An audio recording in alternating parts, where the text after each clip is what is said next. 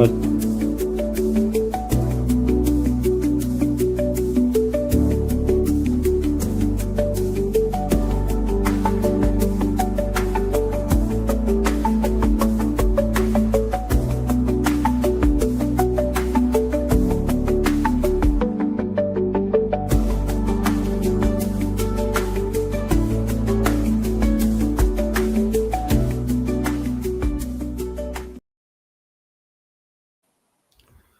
Hello everyone, and many thanks for joining today's live stream community chat. It is Sunday, and I hope you have a great weekend. It's 8th of June, 3 o'clock in the afternoon, Moscow time, and because it's community chat, I will be a little more casual than usually in my updates. And first of all, I will share with you some news that I have bookmarked for this program. And after news segment, I will be engaged with chat as always, and we can have exchange opinion about literally any topic.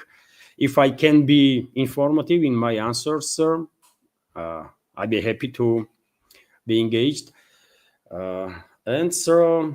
Yes, that's it. There was no questions, or the comments from support platforms, either Patreon or Boosty or PayPal. So therefore, if there will be any, what is the name?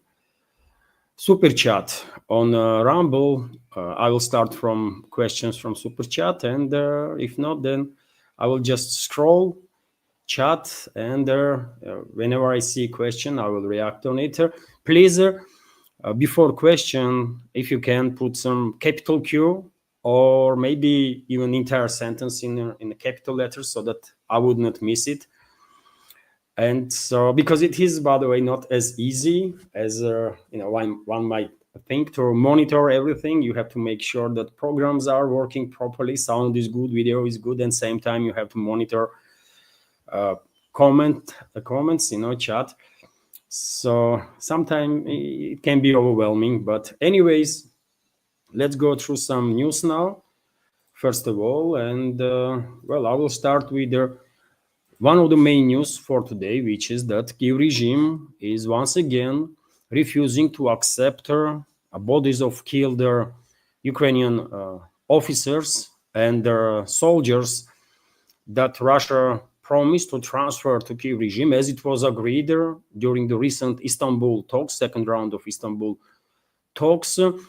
And for example, RT and many other media outlets are reporting that Moscow is ready today, right now, transfer to Kyiv regime more than 1,200 bodies of their killed Ukrainian military personnel as a first stage of this transfer.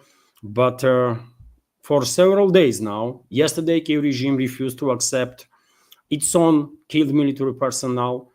Today, until now, for 3 o'clock in the afternoon Moscow time, Kyiv regime is still refusing to accept bodies of its own killed military personnel. And of course, this is an absolutely despicable step from Kyiv regime, but expected, because many commentators on alternative media, myself included, made such predictions that most likely Kyiv regime will refuse, or will at least try to somewhat derail this process of transfer of their killed Ukrainian military personnel to Kyiv side, so that their relatives will have opportunity to bury their loved ones.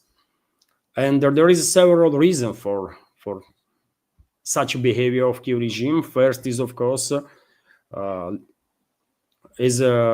connected with the narrative that Kyiv regime is pushing, which is about losses on part of Kyiv regime's forces.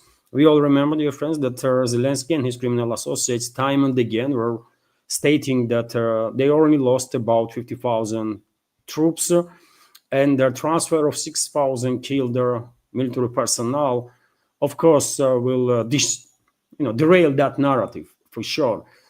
Second, also key pointer to understand behavior of Kiev regime is that, well, they have to pay over 2 billion US dollars, by the way, as a compensations to families of these killed military personnel. And Zelensky, he is good in asking money, not giving anything to anyone, right?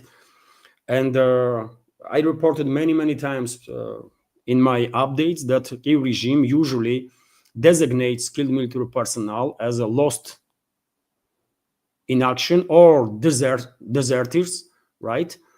So that they are not paying, by doing so, they are avoiding paying the compensations to the relatives of the killed military personnel.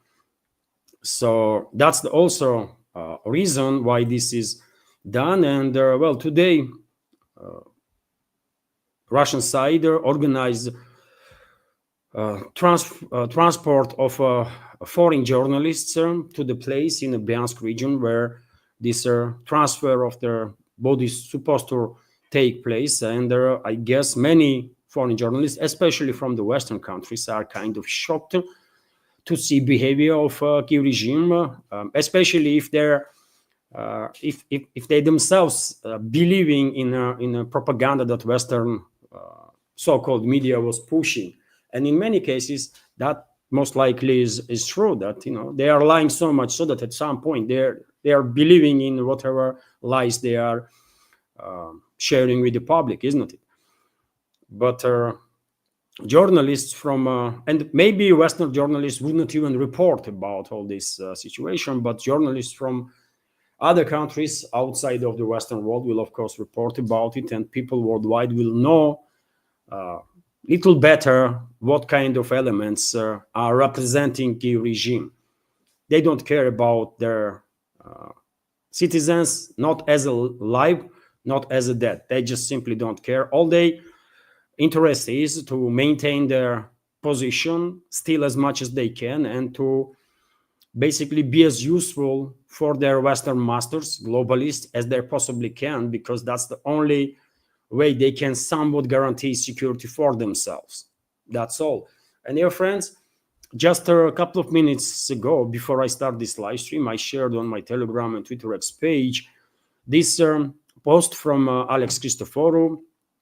Of course, all of us are familiar with the great work that Alex is doing on his own channel and also as a co-host of a Duran show. And he basically published 3 key points why Zelensky's regime does not accept the bodies of these killed 6,000 military personnel that eventually will be transferred, or at least that was agreed in Istanbul, right? And Moscow, as I already said, is ready to transfer more than 1,200 bodies right now as a first phase of first stage of this transfer. And if Kiev will agree on that, then in upcoming days there would be second and third stages. But for now, for 3 o'clock in afternoon Moscow time, Kiev regime is still refusing to do so. And I think Alex Christophoros made a greater observation of the situation, and I think many of us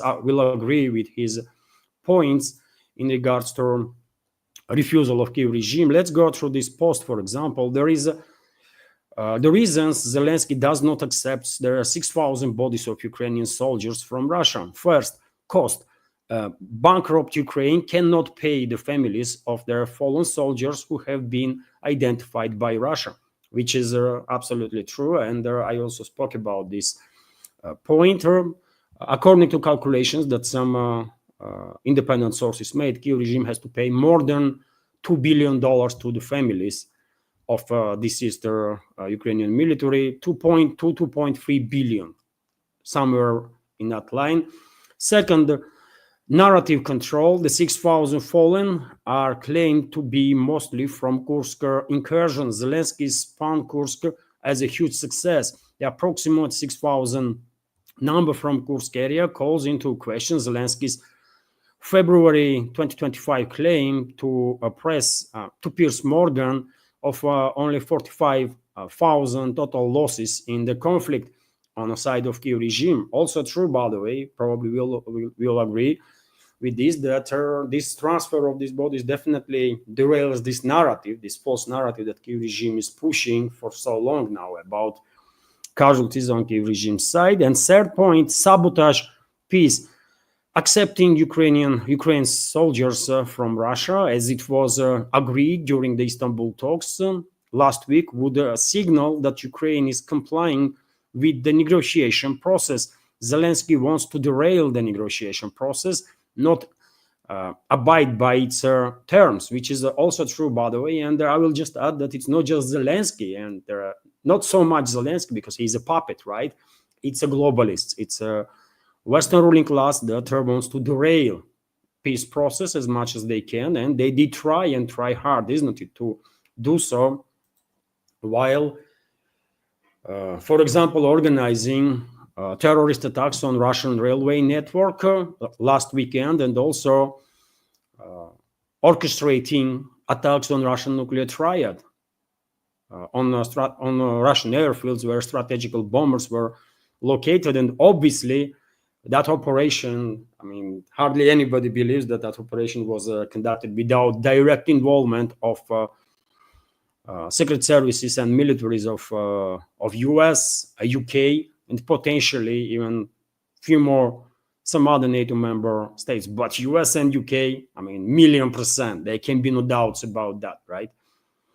And despite these massive provocations, they failed to derail Istanbul talks that they were hoping they will do, right? After all, one should keep in mind that not randomly, I think, exactly at the time of these strikes on Russian strategical airfields, this psychopath from U.S. Senate, Lindsey Graham, and another one, another war hawk from Democrats, were visiting Kiev, and probably they had some level of knowledge that something gonna happen that will, by their thinking, will force Moscow to walk away from the talks, Istanbul talks. And after that, probably they were planning to announce implementation of quick implementation of this so-called ball-crushing anti-Russian sanctions in U.S. Senate, and then potentially, Congress, but they failed. So, I mean, Alex Christophoros has, of course, points here that hardly anyone can doubt. For sure, let's see how the situation continues, develops during the day. But at this point, I think it is obvious that Kyiv regime is not going to accept, at least for now, bodies of killed Ukrainian soldiers. Things might change if public in Ukraine will rise up, or at least try, and will put some pressure on the Kyiv regime. Relatives of these killed soldiers, for example, and names of the soldiers, by the way, is already being published on internet. So relatives of the Ukrainian military personnel that were officially designated as a missing, they can check the list and see if their family members are in that list. So if pressure internally in Kyiv-controlled territory will increase on regime, in that case, calculus of Zelensky and his Western backers might change, because I don't think they want a rebellion inside. But these actions of the Kyiv regime already jeopardizing regime itself for big time, and also strength of Kyiv regime's forces, because militaries now that are serving under this terrorist regime are thinking, many of them should think at least, that if they get killed, Kyiv regime would not even care to take their bodies and to pay compensations to their families. And this is psychologically, I think this is going to be even breaking point for many military personnel, many members of Kyiv regime's forces, especially ones that were forcefully mobilized and never wanted to be part of this terrorist regime in the first place. And well, Losses of Kiev regime, by the way, is continues to amount to unbelievable numbers. And for example, TASS news agency is reporting that around 8,500 Ukrainian soldiers killed or wounded in the Kharkov region alone in May, previous months. And this is just the Kharkov region, which is a relatively calm region compared to, for example, Sumy direction, where Russian troops are quite actively moving forward and establishing buffer zone, and compared to DPR. So overall level of casualties on Kiev regime side is from 35 to 50,000 troops, literally every month. And I mean, you can imagine state of mind of Ukrainian military personnel when they are receiving information now that Kiev regime is refusing to accept transfer of bodies of killed Ukrainian military personnel, so that their relatives will have opportunity to bury them, and to also receive some compensations. And when it comes to this Western-backed terrorist regime itself, it does continue its terrorist activity. And today, unfortunately, there was another terrorist attack in the Belgorod region. I shared video of these attacks on my Telegram and Twitter X page. And in that video, you can clearly see the drone, aircraft-type drone, is attacking shopping mall, sort of, on the outskirts of Belgorod. That was, and parking lot was struck. And as a result of this terrorist attack, at least one person was killed and another wounded. Pure war crime, isn't it? I mean, there is a video in which you can clearly see that drone directly targeted this shopping space for no reason whatsoever, because I shared 3 videos. You can see in these videos there was no militaries there, no military infrastructure installations, nothing. It's purely civilian area. But Kiev regime does this kind of stuff so often that at this point, barely anybody is surprised that Kiev regime is intentionally targeting civilians. And due to this terrorist activity of Kiev regime, today, head of Russia's investigative committee, Basrykin, stated that a military tribunal should be created for Ukrainian criminals. And of course, this has to be done 100%. I support this initiative.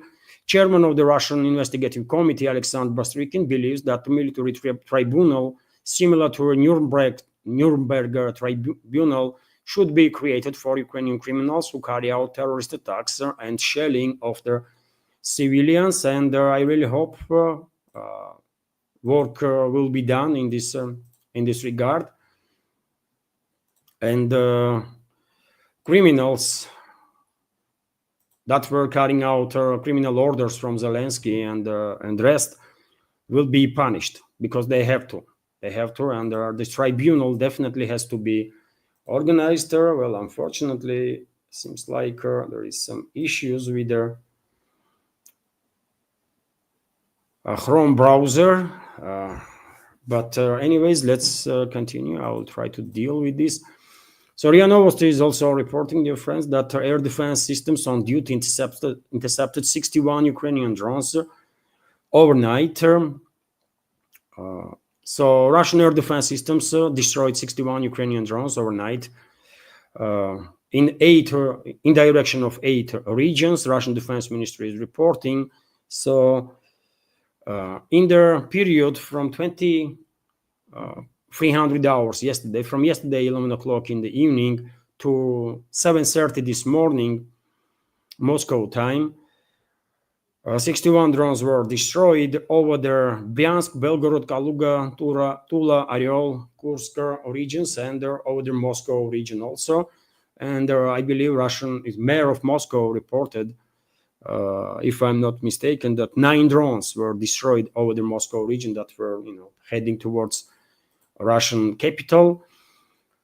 RIA Novosti is also reporting that Russian armed forces raised the Russian flag in liberated Zarya settlement in a DPR. Let me show you on the map this area. By the way, it's northern eastern flank of across Mirnograd agglomeration, and this is the settlement, by the way, Zarya, which is under full Russian control now, according to a defense ministry. Also, interesting news that I predicted that we will receive, which is that Russian armed forces launched offensive in the Dnipropetrovsk region. The Center Group has reached the western border of the DPR and continues to develop its offensive in the territory of the Dnipropetrovsk region, the Defense Ministry of the Russian Federation reported. So soon, many people, more and more people and more settlements will be freed from Western-backed terrorist regime of Zelensky in Dnipropetrovsk region also. This was expected. I spoke about such a possibility in terms of inevitability, because I was 100% convinced that it was only a matter of like a week or two. Last I don't know, man. Last 2-3 weeks, I was almost constantly talking about this inevitability that Russian troops will begin operations in Dnipropetrovsk region, and that's exactly what is happening. This information is confirmed by Russian Defense Ministry. And today I saw a video, by the way. I saw a video of Russian troops in the Dnipropetrovsk region engaged in a gunfight. So a process is underway. Also, interesting news was shared on the Russian segment of internet that on 6th of June, as a result of Russian long-range precise strikes, underground storage facility was destroyed in a Ternopil area, where, according to preliminary data, Kiev regime and its NATO backers were storing some 56, quite precise numbers, by the way, being shared on internet. So over 50 Storm Shadow missiles were stored in that facility, more than 30 Patriot air defense missiles, and what is also interesting, more than 50 US-made ATACMS ballistic missiles.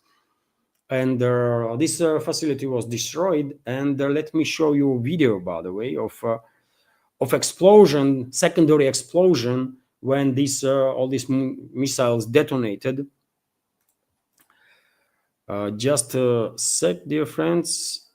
So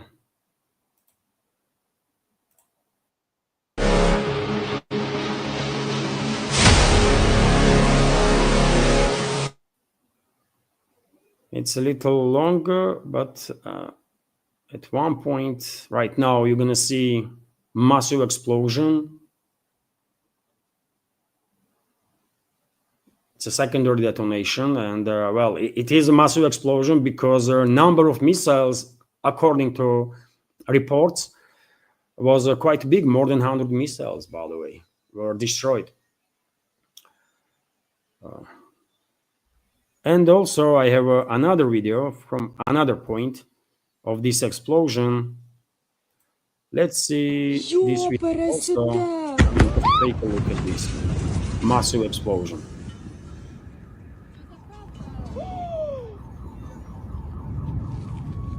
So, successful strike of Russian militaries. And dear friends, you all know, of course, that last several days, the Russian armed forces were conducting quite a massive long-range strikes on Kiev-controlled territory. In many areas, underground storage facilities were destroyed there, and not just in Ternopil, but, for example, in Kharkov, in a number of other areas in western Ukraine. So I guess a significant number of Western missiles that were transferred on Kiev-controlled territory for further use against Russia were destroyed. Significant number, maybe most of the missiles even, right? Let's see what Russian Defense Ministry will share about it in upcoming days. And if you are wondering if Russia has done with retaliatory strikes, answer is no. It's just beginning. Russia is just beginning retaliate for attack on Russian nuclear triad, on terrorist attacks on Russian railway network, and for attacks on Russian nuclear triad. So if NATO countries and the Kiev regime were hoping that, this about 400 long-range strikes were Russian answer, then they are mistaken. More is to come. And when it comes to Kiev regime and Kiev controlled territory, well, we will receive information from open sources. But when it comes to retaliation against US and UK, for example, because both countries were clearly engaged in that attack on Russia's nuclear triad, and one may actually assume that this was a preemptive strike on Russia's nuclear triad by NATO, by US and UK, because they did manage to take out, based on different reports, 10 to 15 planes, majority strategic bombers. And I think Moscow just simply has no option but to, take some action, and actions will be taken. Although, yet again, when it comes to strikes on Kiev-controlled territory, that's one thing.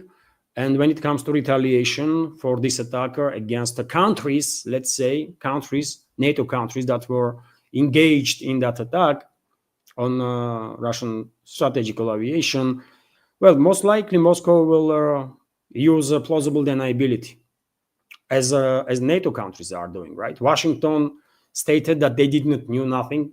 Trump himself said this to Russian president during a recent phone conversation. Of course, Putin did not believe him. I mean, who can believe Trump, by the way? I mean, come on.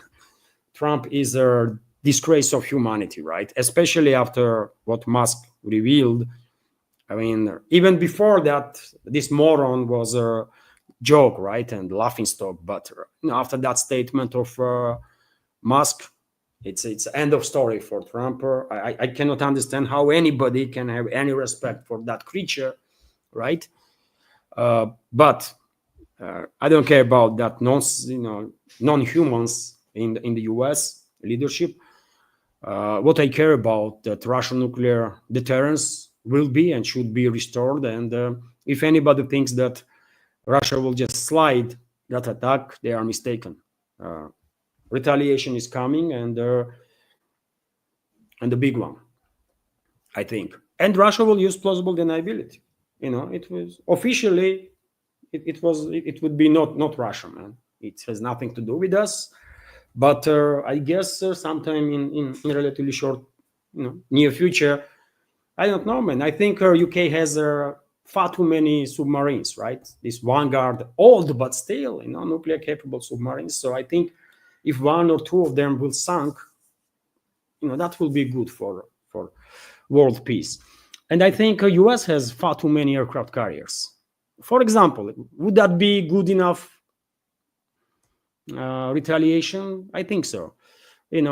So something might happen. There is mines all over their waters, especially after Ukraine mined Black Sea, and who knows, one mine could flee through waters, pass Bosphorus, Dardanelles, enter Mediterranean, then maybe even Red Sea, and strike unfortunate US aircraft carrier. Who knows, man? Who knows?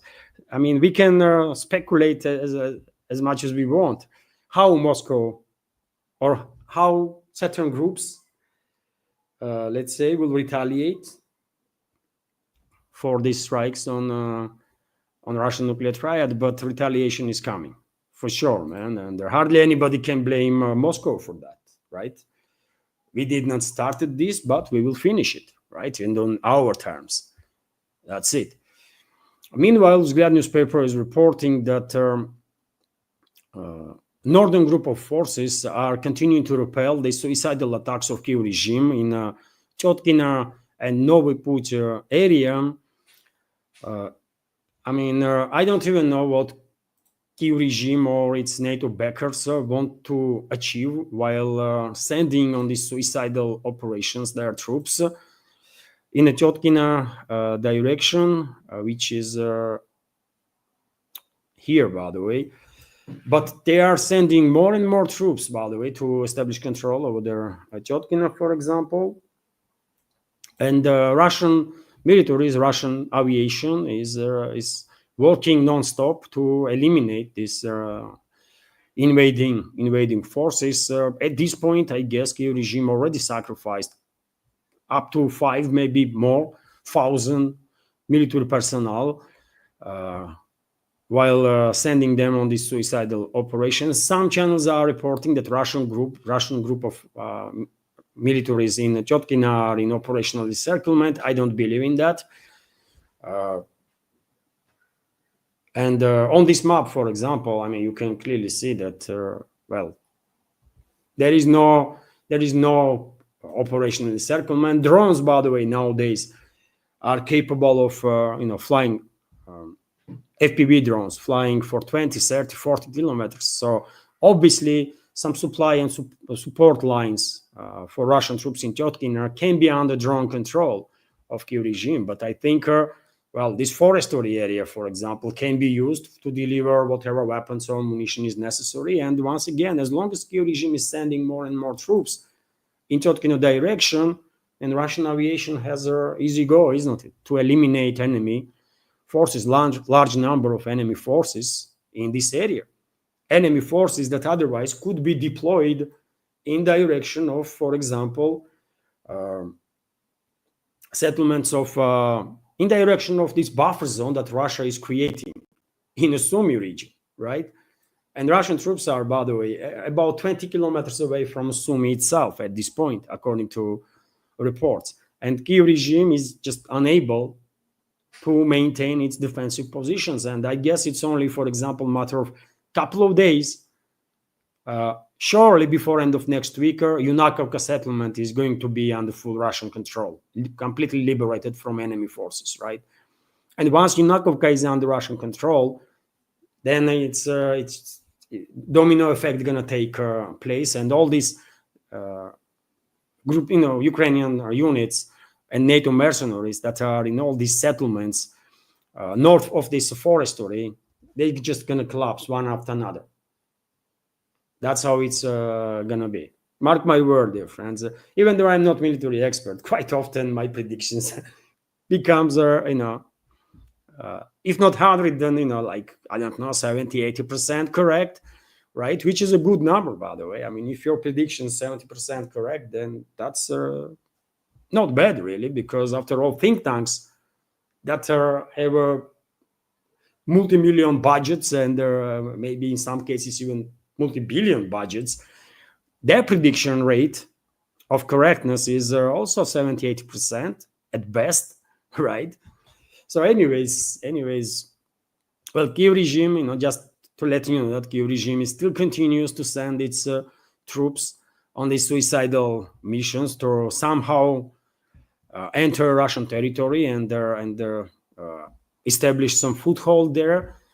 Yet again, thousands and thousands of troops are dying of Kyiv regime in these operations. Okay, they're not going to achieve nothing, isn't it? That's for sure. But and once again, these troops that have been sent in these suicidal operations, they should think, right? If they have any opportunity to monitor the news, they should know by now that Kyiv regime is refusing to accept bodies of the killed military personnel of Ukrainian armed forces. Majority of whom, as Alex Christophoros rightly pointed out, were neutralized in the Kursk region during the incursion of the Kyiv regime's forces and NATO mercenaries. So these troops that have been sent by Kyiv regime to enter Kursk region once again, or any other direction, by the way, they have every reason to refuse obey orders, man. If they have any brains, I mean, really. Maybe they all are under the influence of some substances which is being practiced by Kyiv regime, right? And they're quite often Ukrainian militaries are under influence of certain substances. But if their brains are still capable of working, then they should refuse to obey orders from that terrorist regime. Contact Russian side, organize safe surrender. That would be best outcome for them. Few more news, dear friends, and then Q&A part of today's live stream. RT is reporting that, well, the so-called bone-crushing anti-Russian sanctions bill could crush U.S. trader, according to Politico. Wow, what a genius people in Politico, isn't it? This is something that I was saying for how long now, isn't it? And many others in alternative media, that this bill, which basically, if implemented, will introduce 500% tariffs on goods from Russian allies and Russian strategic partners like China, India, and many others. This would basically further isolate US, further isolate collective West, and further harm their economies, right? I was saying this from very beginning, since this psychopath Republican, what is his name? This Lindsey Graham start talking about this bill, right? And only now Politico is wake up to this simple truth, right? You don't have to be genius to understand that this bill gonna harm US big time and collective West, because rest of the world will have even more incentive to isolate collective West, right? Because it's just extremely dangerous for everybody. So the passage of their new US sanctions package on Russia could disrupt America's relationships with its biggest trade partners and isolate it from the world's leading economies, Politico reported on Saturday. The proposed bill includes steep 500% tariffs on imports from any country that continues to buy oil, gas, uranium, or other key commodities from Moscow. And well, if US leadership, which is clearly inadequate, right? I mean, you're going to struggle to find even a single decent human being in the US political class, right? In general, you're going to struggle to find even a few decent humans, by the way, in US elites, right? So if these psychopaths go ahead with this bill, which might happen, obviously, then, well, that's going to be hit on US that this country definitely might not be able to overcome. It's going to be a big hit, by the way, on US and on countries from collective West in general, because this will disrupt trade and economical stability in the collective West, I mean, on extreme levels, right? But yet again, these psychopaths that are in charge of collective West, they are sick with Russophobia, right? They are sick with Russophobia. American ones, neocons, for example, they are also sick with Chinophobia. And therefore, they might well go ahead with the introduction of this bill. It just might happen. And I mean, I don't know what US citizens are thinking about it, but they have very little time left to really wake up and reclaim their country, if they are even capable of that. And well, RIA Novosti is reporting, and of course you are familiar by now with this news, because yesterday I had the day off. It was good, by the way, to stay at least most of the day out, far away from the news.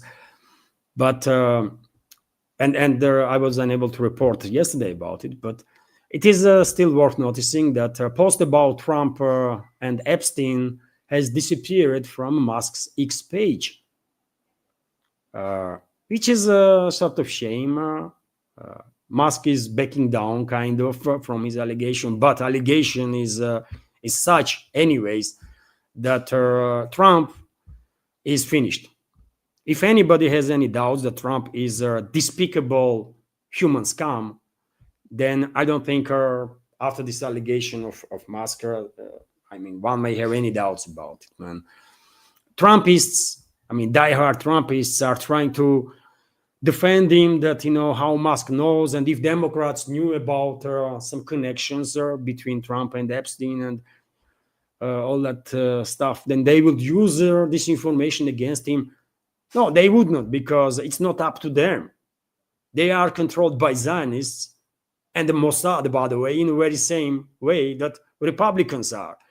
So if Mossad did not said lustrate Trump, then Democrats would not be able to do anything. I mean, let's be real here. It's up to Zionists and Mossad, Israeli Secret Service, who to be illustrated, right? And we all know that Epstein was Mossad asset. So this is not an argument that diehard Trumpists are trying to use, that if Democrats knew, they would use it. No, they would not. Because first of all, there are a lot of Democrats on that list also, high-ranking and public, Democrats. And their sponsors. And God knows who else, right? But first and most important point is that it's up to Mossad and Israeli lobby Zionists to illustrate. Who to illustrate with this list, Epstein list, and when and how. It's not up to Republicans or the Democrats. And that's why, by the way, when new people end up being in charge of FBI, this Patel and another one, Bongiorni or whatever, they were one of the most popular speakers on Republican side, isn't it? And most outspoken elements when it comes to this Epstein, all this Epstein story. Once they've been appointed as a head of FBI and his deputy, what they did, they flop 180 degrees, by the way. They make U-turn, right? Immediately. And they began claiming that, well, there is nothing there. Epstein killed himself. He was not killed. He killed himself, and there is no files, no nothing, And people in US are buying this crap and believing in this nonsense. Come on, man. So yes, Musk deleted his tweet. Okay, who cares? By the way, I mean, society worldwide, he gives society worldwide a reason to think again about Trump, where he's coming from, what kind of despicable individual that garbage is, and it is what it is, man. He is a dead walking. He cannot be respected ever, if ever was respected by anybody, man. Human scum, absolutely. And I have no sympathies towards Musk, by the way. He is a freaking genocide apologist, right? I mean, he's not gonna recover also from his steps when he went to Israel and worked together with this Netanyahu, this freaking mass murderer and the Nazi and fascist, right? And sort of justify basically what Israel was doing. So Musk also not gonna recover. He is a scum of humanity too, man. But Trump also. And that's the people that are running the show in the West, that kind of scam, man. Wow. It's crazy, man. Meanwhile, there is some riots, isn't it, in Los Angeles, in California, by the way. And Trump introduced... Trump wants to overthrow local National Guard in California. Maybe he already did it. And Hexet, head of Pentagon, stated that, well, he might send Marines in Los Angeles to help local law enforcement agencies to deal with these riots. And riots began because of disagreeing people, locals, who might be, honest in their protest, or maybe being brainwashed by all sorts of NGOs and so on. They are demonstrating against ICE and deportations and so on. And it is clashes there, by the way. Probably all of you have seen videos of burned down cars and all that kind of stuff. It does reminds me this tragic several days, some 20 years ago now, isn't it? When Los Angeles was overtopped by gangsters, right, at the time. When literally for days, gangsters were, all sorts of criminals were running the show, burning everything they could, looting everything they could. And only after a couple of days, law enforcement managed to reclaim the city. And something similar is happening in a little scale for now, but who knows, by the way. These rioters are quite organized, and things may go out of control anytime. And well, probably law enforcement agencies see such a possibility also, and that's why Pentagon is declaring that they might send their Marines to deal with these rioters. Also important news that Colombian senator is in a critical condition following assassination attempt. I shared video of this assassination attempt on Telegram channel of mine and Twitter X, not on Twitter X, by the way, on Telegram. He was shot in the head, and one operation was already done, one surgery to save his life, and doctors are fighting for to keep him alive. It's difficult to say if he will manage to survive. It's horrific video footage, by the way, from the place. Shooter was detained, and according to reports, shooter is some teenager, by the way, 15-year-old teenager who shot this person who was planning to run for president of Colombia. And according to some reports that I see, U.S. State Department and head of that institution, Marco Rubio, blamed the current government of Colombia for this. I don't know if there is any connection, but that's the U.S. take, I guess, official take of U.S. Leadership, that Colombia's leadership is to be blamed for this assassination attempt. I don't know. Maybe it was drug cartels. How straight away, man, after 10 minutes of crime, how Rubio knew who to blame, man? What the hell? Maybe CIA organized this assassination attempt so that Washington will have opportunity to hit to take action against the leadership of Colombia. Maybe. A few more news. Musk proposes new political party after break with Trump. Okay, he may go ahead and create this new party. With America Party could be the name of this organization, but I don't think it will work out, man. Musk is in no position to fight against deep state. I mean, he's gonna be crushed, and probably because certain very influential groups in US might see him as a threat. Either he will be assassinated, either he will be jailed. So if Musk wants to leave and live free, he should freaking flee US. I don't know where he's gonna go, but in US and in the collective West countries, he's not safe. That's for sure. And not just because he's row with the Trump, by the way. He just potentially went too far.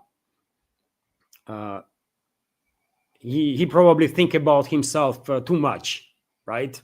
He overplayed himself, and if he's been seen as a potential threat by deep state in US, by CIA and so on, he's gone, man. He's just gone. And also about Musk information, probably you all noticed black eye on the Musk, and reports are coming in. For example, Daily Mail and some other media outlets are reporting that he had a physical encounter with the finance minister of US, Scott Bessent, and Bessent smacked him in the face.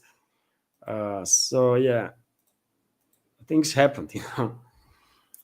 I don't know. Crazy, man. Crazy what is happening there. I don't know if this is true or not, but Elon Musk received a bruiser in a fight with US Treasury Secretary Scott Bessent.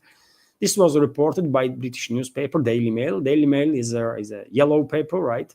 It's a tabloid, so we could not take it seriously necessarily. But someone clearly smashed his face. I mean, not really smash, but hit him a couple of times, and okay, I don't really care, man. I mean, as I said, I have no respect for either Musk, either Trump, either anybody in the Western so-called elites. right? As I said, you might find it extremely difficult to find even 2, 3, 4 decent human beings in Western elites, in entire collective West, by the way.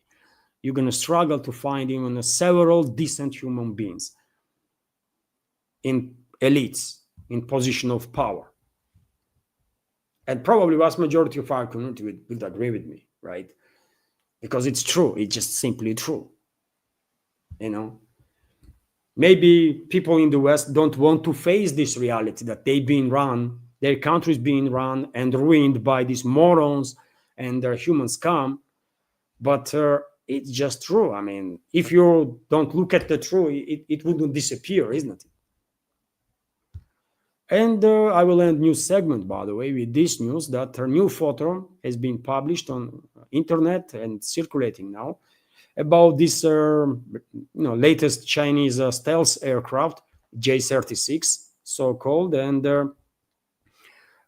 let me show you on a big screen this plane. It's a quite impressive looking plane, by the way.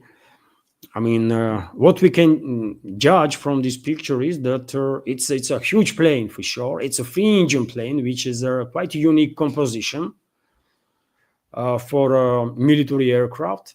And for a third engine, you can see air intake on top of the fuselage.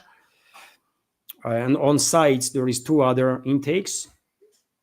For other 2 engines, plane is quite sleek, wide, massive, and either this is a medium-range bomber, medium-range stealth bomber, either a long-range interceptor. I don't know, obviously, which one is, but this is definitely not a fighter jet. It just, it's just too big for a fighter jet. It would not be agile.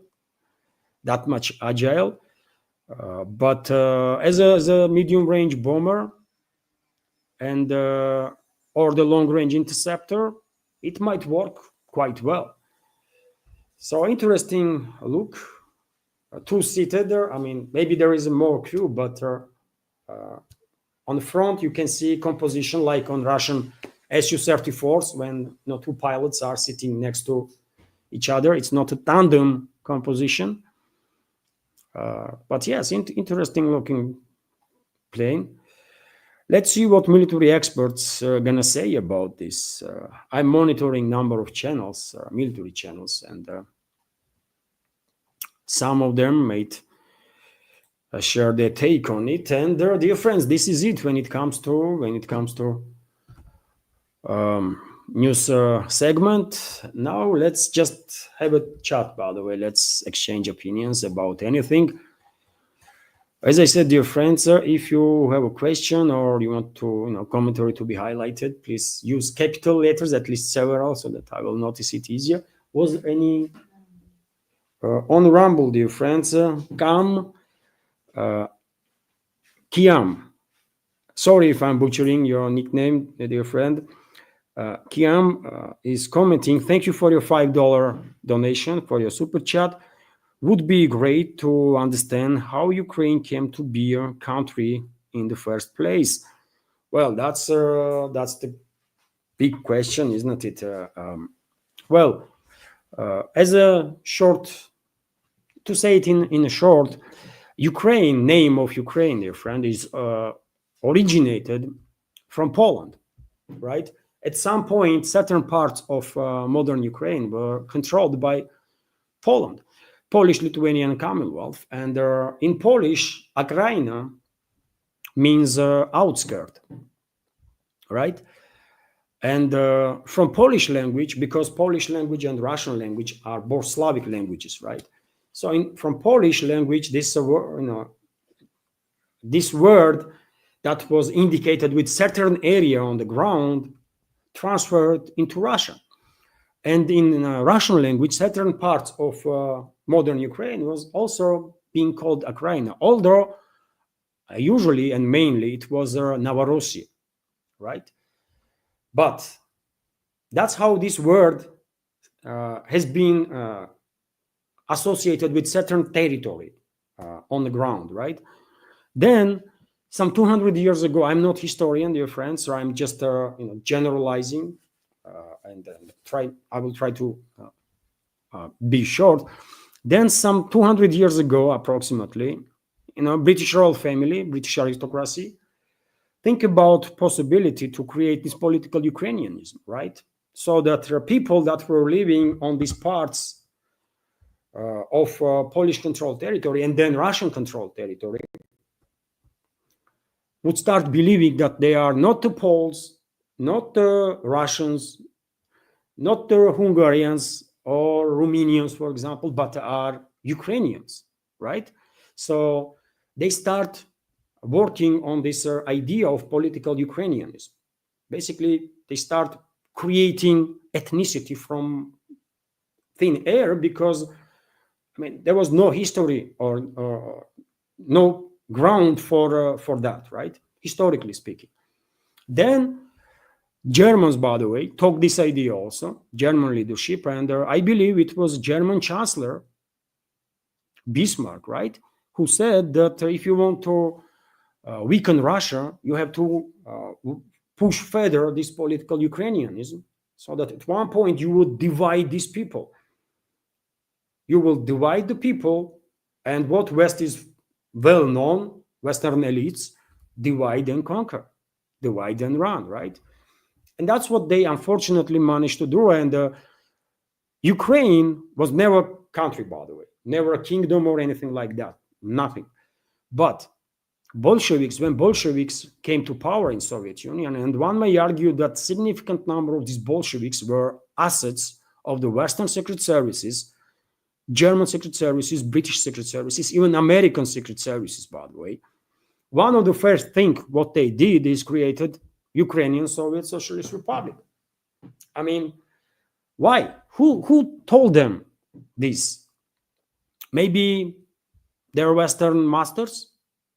Is that a possibility? I'm speculating now because it is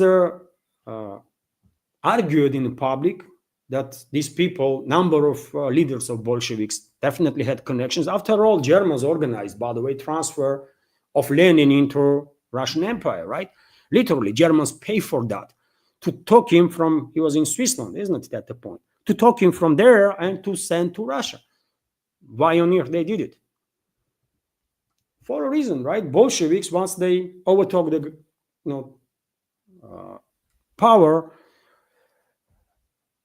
these revolutionaries, so-called revolutionaries, one of the first things they did is they signed treaty agreement with the Germans, and due to their criminal actions, Russia is, in history, Russia is accounted as a losing side in the First World War. Well, while Russia was a part of Entente, by the way, Russia was an ally of anti-German coalition, right? But due to actions of these criminals, I will say, these Western assets,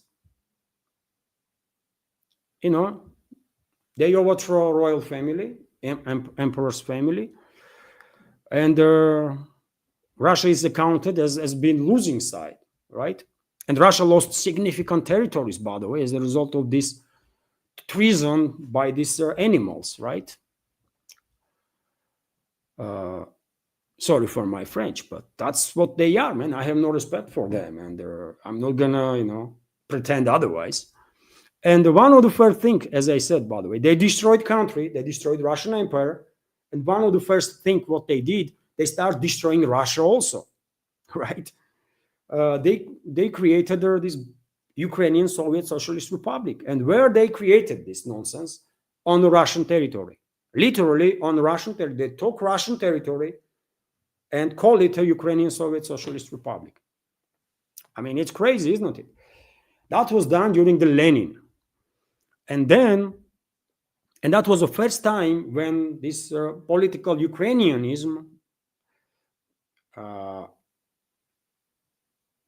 transferred into some sort of a statehood also, because this creation of Bolsheviks, Ukrainian Soviet Socialist Republic, was a republic inside the Soviet Union. right? It's an element of statehood there, obviously, with all the institutions and so on. And after Second World War, Stalin, for whatever reason, took land from Poland, huge chunk of land, by the way, from Poland, and give it to Ukraine. And he also took territories of, at the time, Czechoslovakia, but before First World War, it was a territory of Hungary. We know now as a Transcarpathia region. So Stalin also took Transcarpathia from Czechoslovakia and give it to Ukraine too. And then that was not enough. Stalin also took huge chunk of Romania and created a Moldova, new country, by the way. He created Moldova, and also significant parts of Romania was given to Ukraine, Ukrainian Soviet Socialist Republic. And that's how Ukraine come to be, as with elements of statehood. And when Soviet Union collapsed, I mean, Russia was led by Yeltsin, this freaking, and Russia was in no position under the Yeltsin's leadership to protect itself in any way, shape, or form, right?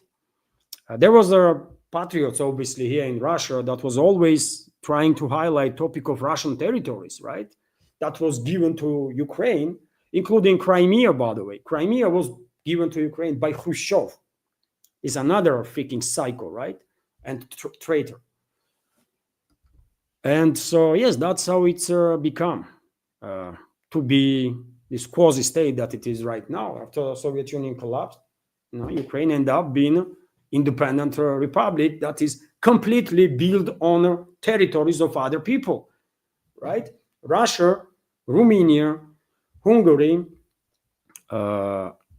and Poland. Although, by the way, Slovakia and Bulgaria might also have some claims on the western parts of this quasi-state. That's how it is. Even Belarus, by the way.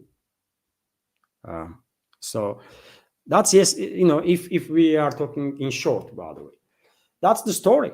There was never ever in history. I mean, you can read the last, I don't know how many thousand years you want of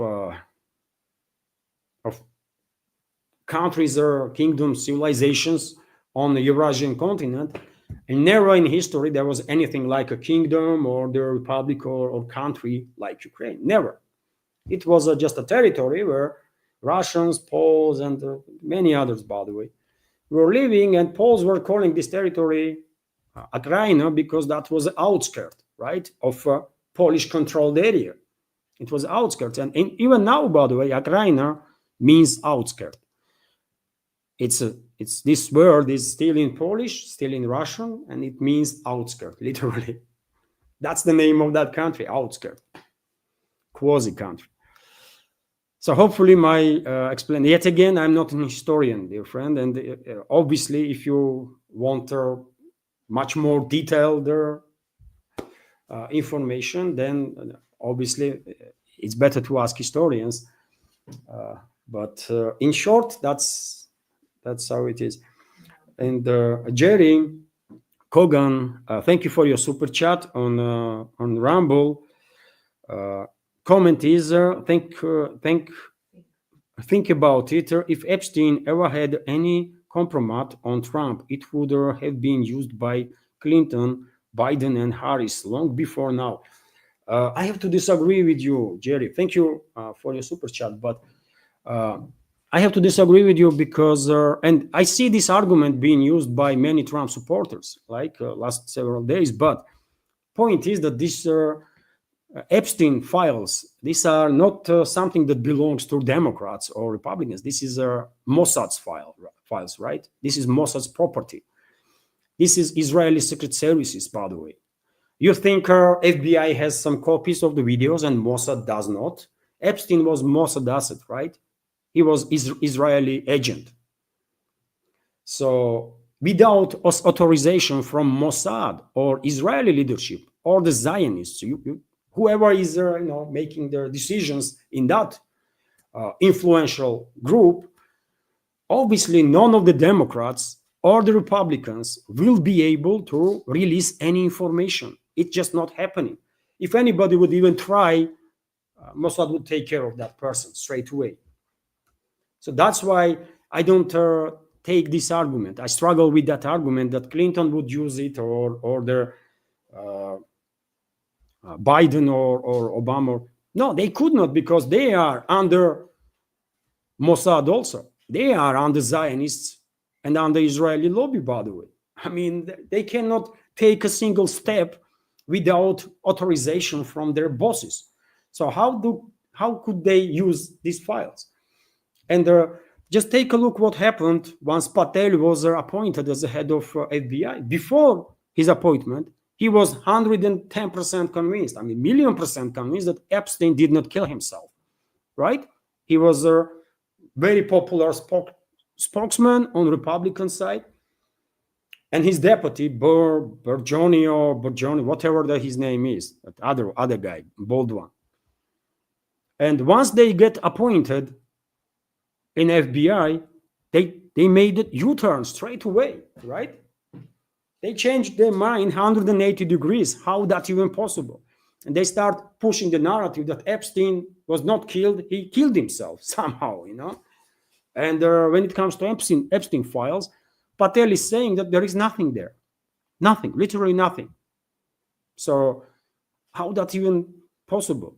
This Blondie, isn't it? Prosecutor or general prosecutor or whatever her position is, Blondie is saying that there is a immense volume of videos and materials about criminal activity on that island of Epstein. And Patel is saying there is nothing there. I mean, how? So, I mean, people being lied, by the way, right? People being lied and misinformed for decades and decades and decades. And I can understand that many people in the US find it difficult to face the reality. But reality is that their country being run by human scam. I mean, that's how it is, right? And by foreign interests, not by interests of the people, but by interests of some influential groups, local, let's say, military-industrial complex, deep state, and so on, and foreign powers, that being globalists, Zionists, Israelis lobby, and so on. But if you think that, I mean, Clinton was in a position to use any information from Epstein files without Mossad's authorization, no, I mean, it's not happening. She would be neutralized straight away, right? I guess you are talking about Hillary. But no matter who would be in, no matter who you're going to name, in no circumstances, anybody in US leadership will use these files without authorization of the Mossad. And the Mossad, by the way, is as far as I can tell, is in charge of CIA also.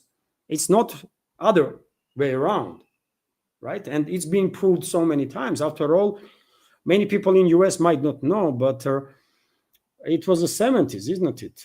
When Israel bombed US military vessel and killed US military personnel and wounded US military personnel. What happened? Information was hidden from public, right? How?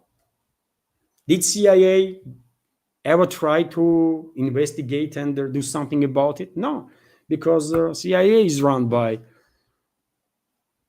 same forces that are in charge of Mossad. That's why. This is my take, dear friends. You may disagree with me. I don't know, but you know, there is so many indicators that you cannot become a part of elite in the West if certain groups have no compromise on you, so that they can have control over you. Decent human being just cannot be part of this club, let's say, of the Western so-called elites. There is no place for decent humans there. System is built that way, right? So if you are a decent human being and you want to do some good for your society, for your country, if you enter the public life, either you're going to get corrupt and therefore end up under control, or you're going to get killed. And this is happening time and time again. Take a look at the Tulsi Gabbard, by the way, how she changed in last several years. 5-7 years ago, she was she was acting like really, in many ways, like decent human being. I was surprised that she was able to say so many stuff. And then once she allied with the Republicans, she became unrecognizable. Am I correct? So, and it's not just her, by the way. Many people transformed her significantly. Many people that was kind of that societies in the West, in US, for example, will have some hopes about, but they are big time disappointed now, I guess.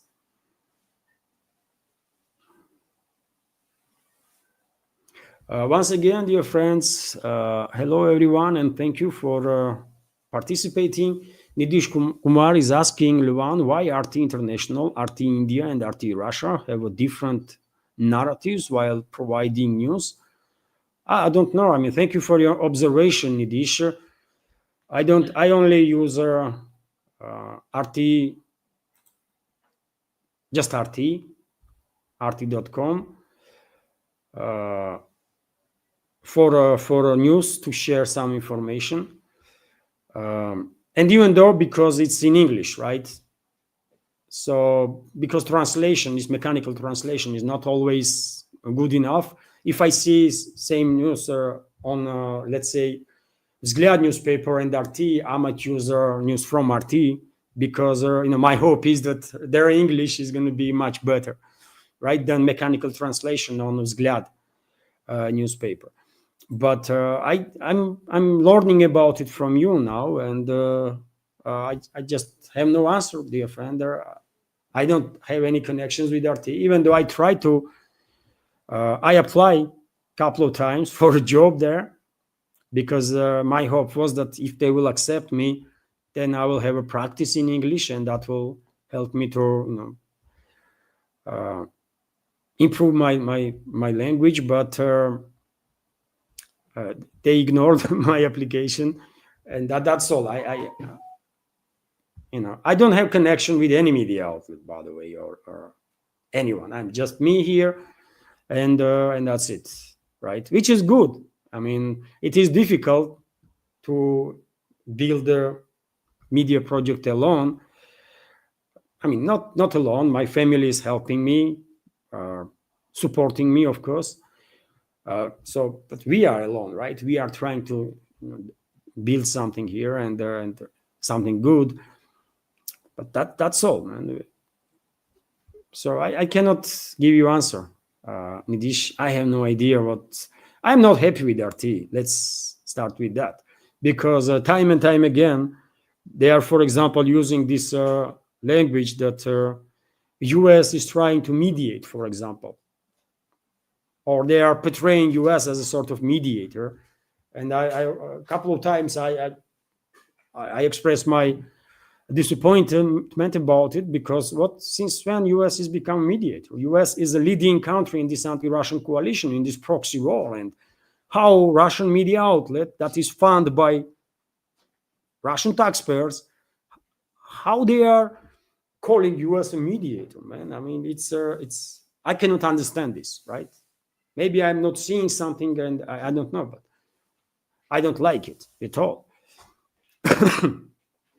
But when it comes to different narratives on their different platforms, I don't know what's going on. It probably depends on editor-in-chief of that particular website, because I don't think Margarita Simonyan, editor-in-chief of corporation, is monitoring every single news that is published on these dozens of different channels that RT has. So probably many things are dependent on who is in charge of that particular outlet and what kind of views that person has.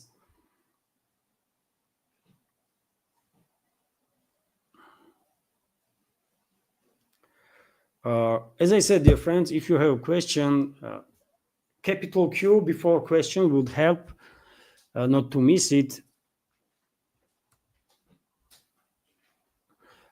Movie Collection channel is asking, how are the people in Moscow digesting the war? Are they supporting Putin?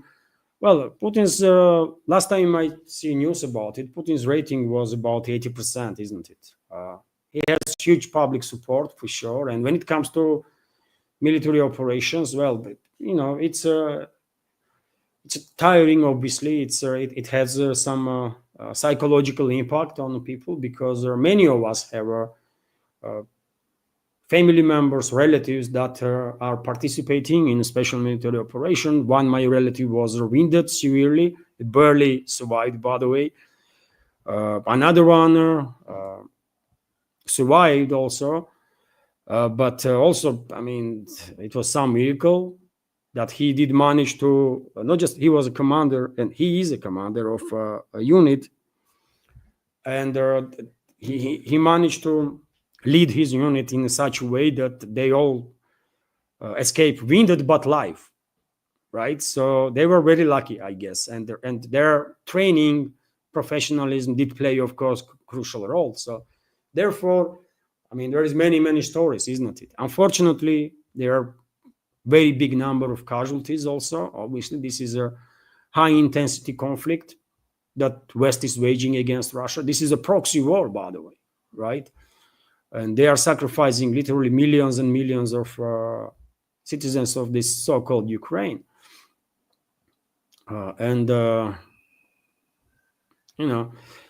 So many people here in Russia, many families have either family member or the relative, or they know someone who is participating in a special military operation, someone that was either wounded or unfortunately killed. So it has psychological impact, of course, but this understanding that we are under attack of collective West, this gives society strength, right? To be united, right? And if necessary, to do whatever is necessary, whatever is needed to defeat enemy. And that's why, by the way, rating of Russian president, despite special military operation, is lasting already more than like 3 years, isn't it? Despite that, his rating is up there in around 80%. That demonstrates unity in society because we know who is our enemy, right? So it is unfortunate that Western ruling class did manage to provoke this conflict, did manage to orchestrate this proxy war, but now we have to deal with this reality.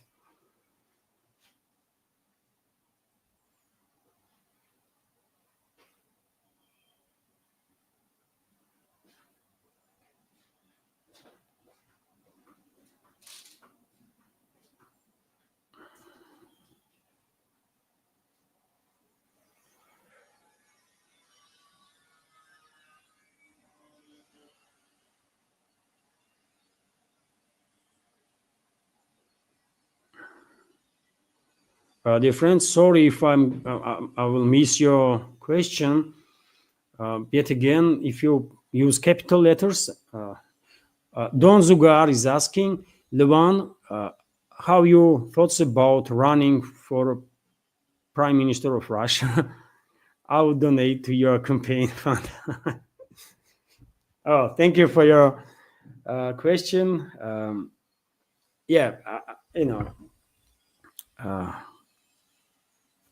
Thanks God, I have no political ambitions. I'm pretty happy with my profession as a journalist, and hopefully with their community support, I'll be able to continue this work and potentially further develop these channels, this project. But I understand, you know, it's a humor in your question, but yes, you know, if you are interested, if I have any ambitions in political terms, no, whatsoever, man. No, it's being politician is not for everyone, and to be in charge and to have like to be engaged in decision making process, it's I mean, any profession is difficult, right, and demands responsibility, and to be in a position of power, that's a responsibility of immense level, right, and it's not for everyone, for sure. I mean, you have to have special mindset, I guess, to be a politician and to seek power. um, it's not for me, for sure, by the way. No thanks. Thank you, Don Zuger, for your question. Georg Nikolsky is asking, will Kiev and Odessa be hit with the Oreshnik? About Odessa, I don't know, dear friend, but Kiev, maybe. Reports are on different sources that, and probably many of you have seen these reports, that after attacks on Russian nuclear triad, Moscow might actually reconsider its stance on political and military leadership of Kiev regime.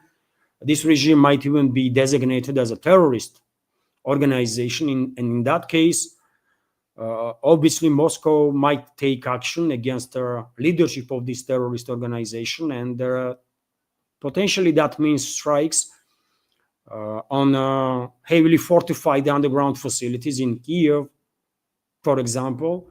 And the Areshnik missile system can be handful in that regard. But Odessa, why would Russia use Oreshnik in Odessa? I don't know if there is any heavily fortified underground facility that is used by Q regimes and British, for example, militaries. And I say British because southern sectors are under control of London British secret services and militaries. So if there is any heavily fortified underground facility there in Odessa region or city itself, then maybe. But Kiev, most likely, I will say. So Areshnik might visit some Saturn state institutions, buildings of the Saturn state institutions in Kiev that have, since the Soviet era, by the way, heavily fortified underground bunkers.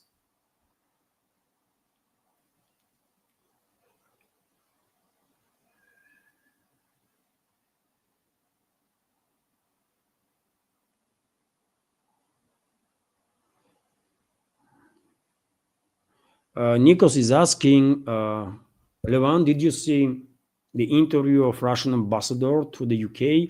I got to give credit to this guy to have the balls to stand there with a dumb woman mocking him. This is a journalism. Well, I did not. I see some short fragments of Kelly's interview, either yesterday or day before, with some, I guess, British journalist from Sky News, maybe. But I have not listened to interview. I just did not had time for that.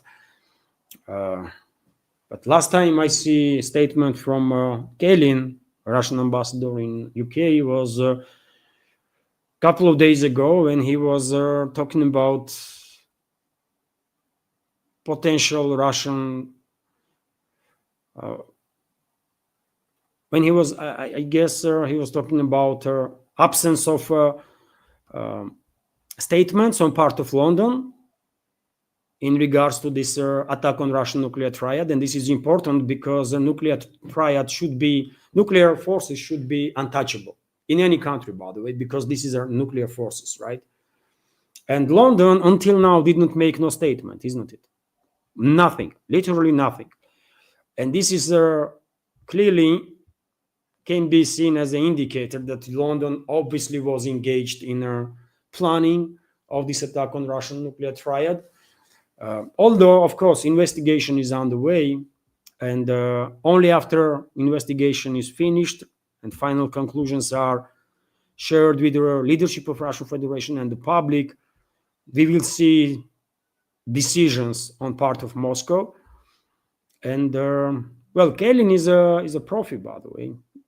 I have seen his interviews, and quite often I feel whenever I see his interviews, when I'm watching it, listening it, quite often I feel sorry for him because he just had no option. But I guess this is part of a job, isn't it? You are ambassador, so time to time you have to talk to this so-called journalists from either BBC or Channel 4 or ITV or Sky. And I mean, those so-called journalists are so stupid. Matches now, man. I mean, it's unbelievable. They are just too stupid, man. And to have a serious conversation with these dumb people, man. I mean, it's you have to have good nerves, man. I couldn't do such stuff. I will say straight away, go read some freaking books and then come back in 10 years' time when your brains will be little in a better position to talk about some serious stuff. That's what I would say to those so-called journalists, man, because they are just too freaking stupid, right? So you cannot have a decent conversation with such journalists, man. But unfortunately, that's the level of journalism in the collective West in general, and in UK in particular, right? It is what it is, man. Nidish Kumar is commenting, Levan, I want to USA and the West reaction when India buys S-500, which is going to happen more than buying Su-57. Well, they're not going to like it. They're definitely not going to like it, by the way. I can tell you that. And they will try to use whatever influence they might have in New Delhi to potentially derail such a contract. Because, well, as far as I understand, India is quite happy with S-400, with performance of S-400. And S-500 is it's next level, right? It's something that, I mean, it has no analogs in the world, right? Most of it is classified, obviously, and I'm not even sure if S-500 is for sale. I don't know, but obviously one of the first countries that Russia would transfer this technology would be India because of their strategical ties between the countries. When it comes to Su-57, at this point, I lost hope that India will buy Su-57. But maybe Russian and Indian aerospace industries will cooperate on Indian fifth-gen fighter jet project, and if Russia can help with developing of that plane, that will be great. And most likely Russia will help if Indian partners will ask for it, right? So, I mean, military cooperation going to be on top, but West will go nuts anyways, right? No matter what India going to buy from Russia, Western so-called elites going to go crazy. It is what it is. And by the way, they hate when India is buying even Western military equipment, right? Take a look at the reaction of US about these French Rafales that India ordered. They are going crazy. They wanted to sell their garbage, right? F-35s, right? They wanted to sell F-35s, downgraded F-35, even in the top version is a garbage, right? Downgraded version. It's going to be absolute nonsense, right? And they wanted India to buy this crap, and they want India to buy like FA-18s. Why, for God's sake? FA-18s, they might be good fourth-generation fighters, but they cannot offer anything than Su-30s cannot, right? And India is producing Su-30s under the license, I believe. But if they want to, they will produce these Su-30s on their soil already, right? Militaries there. So why would they buy F-18? It just makes no sense. Rafale, I mean, recently there was new contract, isn't it? And India will buy a few dozen of Rafales for aircraft carriers to replace aging fleet of MiG-29s, and I can understand the reasoning behind it. Maybe Russia is because Russian aircraft carrier, by the way, is in docks almost constantly for repairs, and Russia has no plans to build some super carriers. Therefore, development of naval versions of the latest Russian planes, it's probably not on the priorities, and therefore India could not buy replacement in Russia, I guess, for these MiG-29s. So they went in France, they brought Rafales because they are small, agile, lightweight. I mean, in many ways comparable to MiG-29s. Although, because MiG-29s are older planes and Rafales are going to be newly built, right? They're going to have much more capabilities. So I can see why India buy Rafales. But still, US went nuts about it, isn't it? They went crazy. Formally, US and France are allies, isn't it?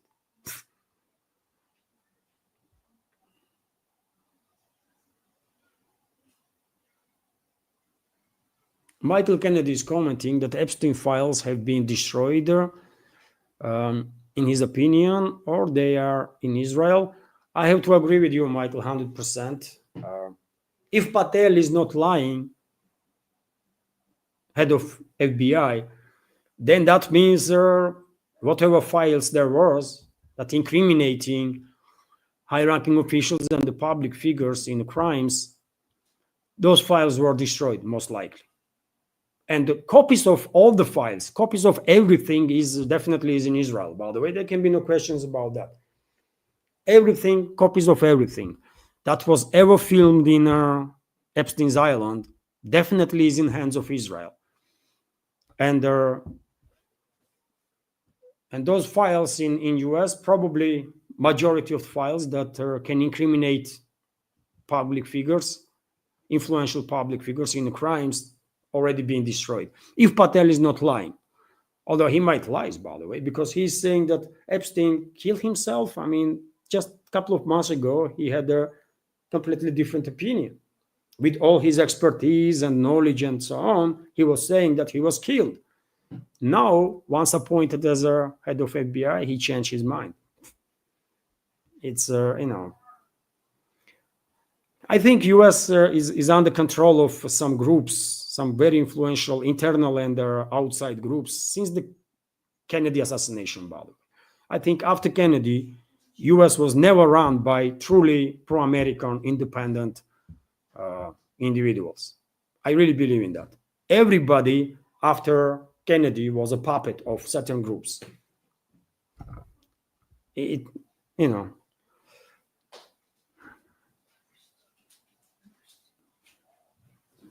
Oh. Malina, thank you very much for your donation on Boosty. There is no question or the commentary to highlight. Donation. Thank you very much, Malina. I appreciate your support. Let's continue, dear friends.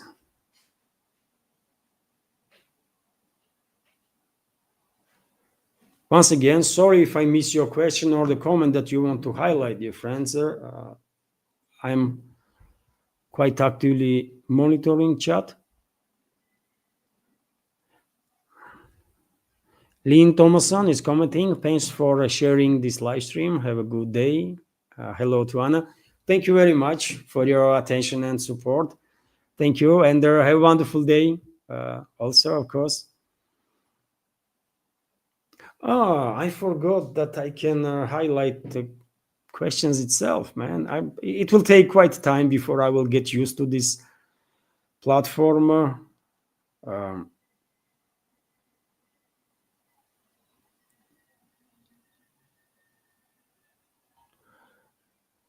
I just missed question. I saw one, and I guess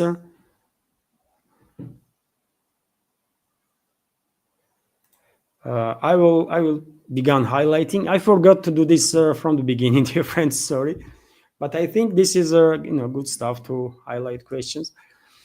So, movie collection channel is asking, do you believe Zelensky is in Ukraine or hiding in Britain? Uh, I mean, I don't know. I don't know really. Uh, did he visiting? He's quite often abroad, isn't it? But right now, I don't know if he is in Ukraine. Definitely somewhere in a bunker, and he gonna start using again green screen. That's for sure. Uh, just mark my words, dear friends. Whenever videos come out soon, experts can take a look at it, and probably will have information that green screen is being used by Zelensky once again, and that will indicate that he understands that he's a dead man walking. Once Kiev regime is designated as a terrorist regime by Russian Federation, then all bets are off, right? And when it comes to right now, today, I don't know, dear friend. Maybe he's in Kiev controlled territory somewhere, in Lvov, for example. Not necessarily in Kiev, but in Lvov or somewhere in western Ukraine, potentially. Or he could be even outside of Ukraine, and he can use green screen and pretend that he's walking on the streets of Kiev. And if video is done by professionals, then it will be almost impossible to understand, is this really the streets of Kiev or Lvov or whatever, or it's a green screen. And he's an actor, by the way. He can act, right? Maybe mediocre actor, but still he can act.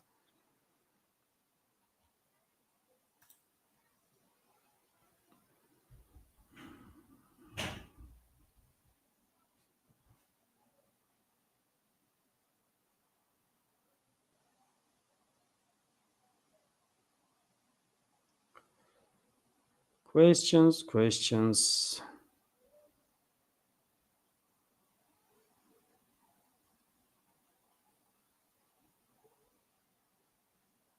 Oh, it is great to see, dear friends, that when communities exchanging opinions in real time in the chat,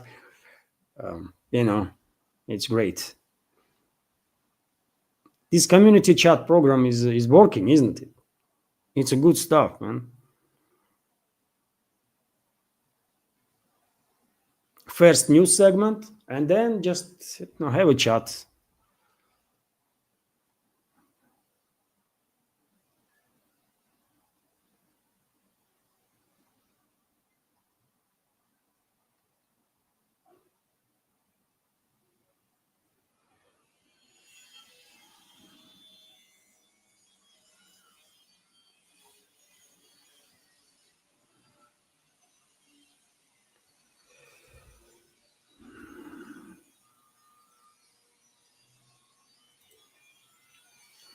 Daniel Modos is commenting, US has gone absolutely insane, saying they might send their Marines into LA. Yes, that is, I was surprised also to see that news, that Hexet is willing to send militaries now. Usually with riots, National Guard being used, but maybe Washington afraid that local National Guard in California might be not that keen to take orders from Washington. They might be more loyal to local governor. And we all know there is a feud, isn't it, between Gavin Newsom, governor of California, and Trump and his team. So maybe to make sure that National Guard is in check, Pentagon will send Marines, but it's a questionable decision for sure. It's a US after all, for God's sake. Do they have enough police forces to take care of a situation Do they have necessarily to send militaries against relatively small groups of rioters? I don't know. Although situation may go out of control anytime, isn't it? Because it's a California, by the way. A majority of Californians, as far as I understand, are Democrats, and they hate everything in connection with Trump, and Trump also. They are very much partisan, isn't it? There is U.S. society is unfortunately divided on the lines of these partisan lines, isn't it? Democrats, Republicans, and for their political view, I mean, they are ready to despise their fellow citizens just for having a different views, which is crazy. I never understood that, but that's the level of divide in US.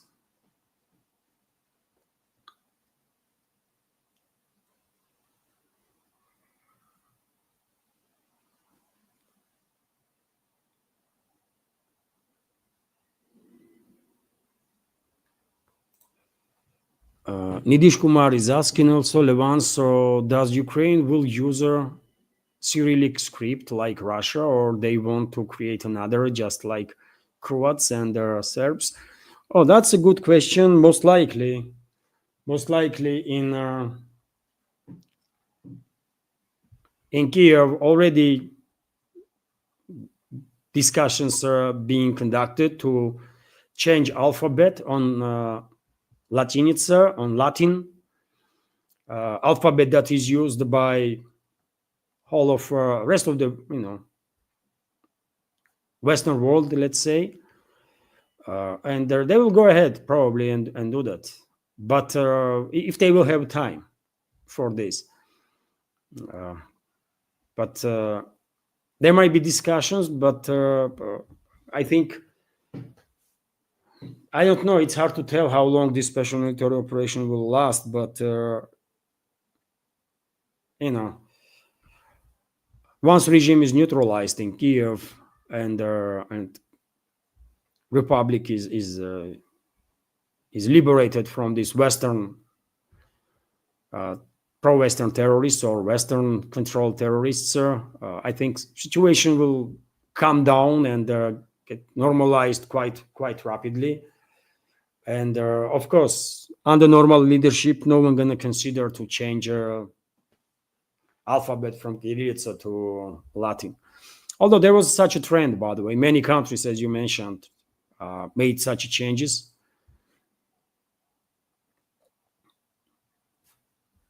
Which is crazy, man. I mean, why? I mean, why? Why are you gonna do this? Why are you gonna spend money, resources, and so on to change alphabet? Use Kirillitsa if you are used to it, and that's it, right? But I mean, yet again, xenophobia and this hatred does forces these psychos to come up with some extremely crazy decisions. That's how it is. Also, question from Movie Collection channel. Do you think Russia will take eastern Ukraine using their river as a buffer zone? Actually, I think Russia will liberate much more territories than western Ukraine. I think Russia will liberate Odessa region, Nikolaev and Odessa region, most likely Poltava region, which is on the other side of Dnieper River, dear friend. Russia will obviously liberate Dnipropetrovsk and Kharkov regions. Sumy region, liberation of Sumy region is already underway, and quite rapid progress is happening there. And Chernigov region potentially also. And this is if Kiev and surrounding few regions will remain on the political map as a Ukraine, because Western Ukraine definitely gonna end up under control of NATO, right? Poland, Hungary, Romania will eventually reclaim their territories in the western parts of Ukraine. I have no doubts about that. But yet again, it all depends how long this conflict will last, because I see two scenarios, right? One scenario is, yet again, if this conflict continues, will last few more years, for example, there is one scenario that Russia will then liberate not just her whole territory from Kharkiv to Odessa, but will move forward and will only stop on a border with the Western Ukraine. That's one scenario. And another is that Russian troops will continue in Western Ukraine also and will stop only on the borders with Poland, Hungary, Romania, Slovakia. Although this second scenario, I don't like it. Because Western Ukraine is a headache that you cannot imagine how big of a headache that territory is, and I think let Poland, Hungary, and Romania, let them deal with this whole situation there. After all, those territories was taken from these countries, right, in relatively recent history. But rest of their territory is Russian land, by the way. It's historical Russian territory, right? And should be part of Russia. That's my take. So if you ask my opinion, I think yes, there is these two scenarios. If conflict will last for another number of years, although if we will see quick de-escalation in next several months, in that case, well, we all know Russian position, isn't it? There is 4 new regions: Zaporozhye, Kherson, DPR, LPR, and that should be acknowledged as a Russian territory. Also Crimea, obviously, that is a part of Russia since 2014, right? And after that, when there is a ceasefire on the line, I think Moscow will demand, and probably during the process of negotiation too, if there will be negotiations, Moscow will demand elections or referendums to be held in the Kharkov region, Sumy region, all over their Ukraine, by the way, so that people, locals, will decide: do they want to be a part of Ukraine, or do they want to go fully independent, or maybe join Russia? So let the people decide, right? In Crimea, people have spoken, and vast majority, over 90%, by the way, 96%, I believe, said they want. First, they declared independent from Ukraine, and then they hold referendum and ask Moscow to be, received in the Russian Federation, and Moscow agree on that. Referendums were conducted in DPR, LPR, Kherson, and Zaporozhye regions too, right?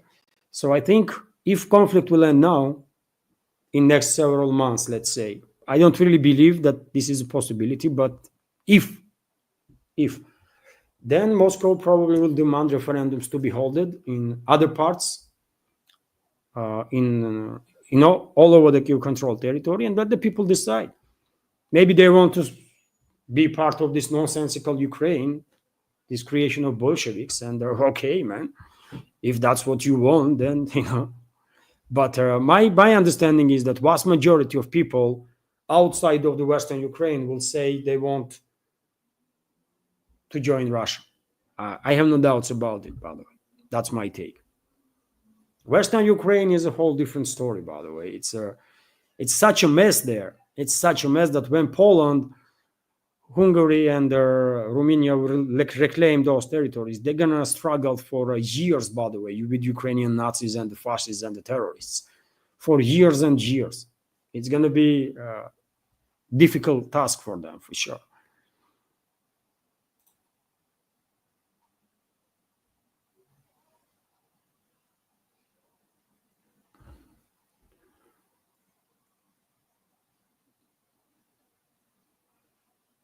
Questions? Levon Stalin messed up Central Asia as well. Look at their borders, complete madness. Well, those republics never existed, isn't it, Nidish? These countries, these republics, were created by Soviet Union. Kazakhstan, Turkmenistan, Tajikistan, Kyrgyzstan. They used to be parts of other empires, and then they become part of Russian Empire, and then part of Soviet Union as a separate republics. And it is true, by the way. And I mean, borders of these republics until now are causing quite a problems. And for example, Kyrgyzstan and Tajikistan are having difficulties in relationships. Kyrgyzstan and Uzbekistan also have difficulties on the border. There is clashes, by the way, literal clashes on the border, time after time, right? So you know, this Central Asia is a very interesting story, by the way. It's a very rich culture, uh, a rich history. They might don't have a history of national states or the kingdoms, right? People there, but nevertheless, they have a great culture, great history, as a being a part of other countries, maybe, but still, by the way, I mean, there is a legendary cities, right, in that part of the world, literally legendary, that we are, that been around 2000 years ago and that kind of stuff, right? But you know, Soviet Union, creation of Soviet Union, I mean, collapse of Russian Empire, I think, was a great tragedy, I think. um, Putin once said that collapse of Soviet Union was a great tragedy, human tragedy, and what he meant by this is that due to collapse of Soviet Union, so many conflicts, bloody conflicts, erupted on this space, right, inside the republics and between the republics, and so many people died, by the way, and so many lives were ruined, and that's why Putin said it was a tragedy, right? He never meant to say that he want to rebuild Soviet Union or anything like that. No, man, he is not. You have to, I guess, you have to know Russian and listen when he speaks in the Russian language to understand better. He is not about Soviet Union, man. Absolutely not. But this is something that West is using for propaganda purposes, isn't it? That Putin wants to rebuild Soviet Union. I mean, how stupid those Western propagandists are, man. And unfortunately, many people in the West actually believing in this crap, right? But Putin was never about rebuilding Soviet Union. When he said that it was a tragedy, human tragedy, he meant that so many lives were destroyed as a result of collapse of centralized governance or any governance at all. In many areas, there was literally chaos, absolute chaos, right, and madness. And I experienced that firsthand, right, in 90s, by the way, late 80s, 90s. I was living in Georgia, by the way, and Georgia was hit one of the hardest, I will say, right, after collapse of Soviet Union. So I can understand perfectly well what Putin was talking about. But if you ask me, I will say even bigger tragedy was a collapse of Russian Empire. Even bigger tragedy, man. But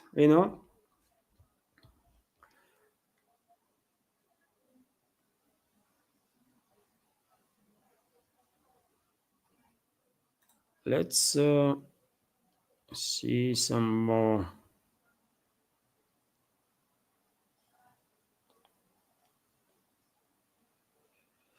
Just do this. Commenting Transnistria is important to hold Moldova and Romania in check, I guess. Well, Transnistria, it's not just Transnistria, by the way. Moldova is an artificial entity. As I said, it used to be part of Romania, right? It was just, Moldova is creation of Stalin. And completely artificial. And I think society in Moldova is divided big time, isn't it? There are certain groups in Moldova that see themselves as Romanians, and they want to join Romania, they want to be part of Romania. And I personally see no reason why will of these people should be ignored. It shouldn't. But in the same time, another part, and it's like 50-50, by the way, right? Another part of society see themselves, for example, Gagauz, by the way, people. Gagauz people are ethnically, and linguistically absolutely different from different culture, right? From different background. This is a Turkic-speaking people, very unique, only Turkic-speaking people, by the way, as far as I know, that are Orthodox Christians, predominantly Orthodox Christians, right? And they definitely don't want to be part of Romania. They don't see themselves as Romanians, right? They have their own culture, their own identity, and they want to have close ties with Russia. Majority of them are Russian speakers too, right? And then there is also other part of the society that considers themselves to be Russian or the part of Russian world, right? And they want to be closer to Russia. So therefore, I'm saying that Moldova is down. By the way, Moldova. I mean, give it her like five years, maybe 10 years max, and Moldova they're gonna be no Moldova on the political map. By the way, so Gagauzia, some other parts of modern Moldova, together with Transnistria, will eventually probably lean towards joining Russian Federation. And there are other parts where majority of people see themselves as Romanians, that other part will join Romania. And okay, I mean, I think that's fair, right? Why should they keep this artificial entity, Moldova, when society is divided literally on half? One sees themselves in Romania and others as far away from Romania as possible. You know, it's a recipe for a civil war there. So it would be better if somehow local elites will, realize the situation, and if the wars will happen without bloodshed. Otherwise, it's going to be massive civil war there too. But it's just inevitable.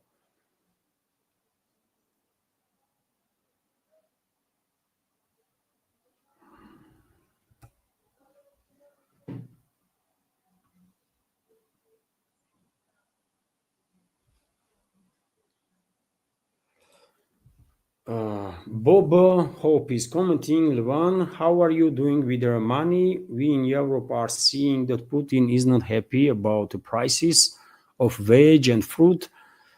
My income depends on community support, dear friends. So, I'm,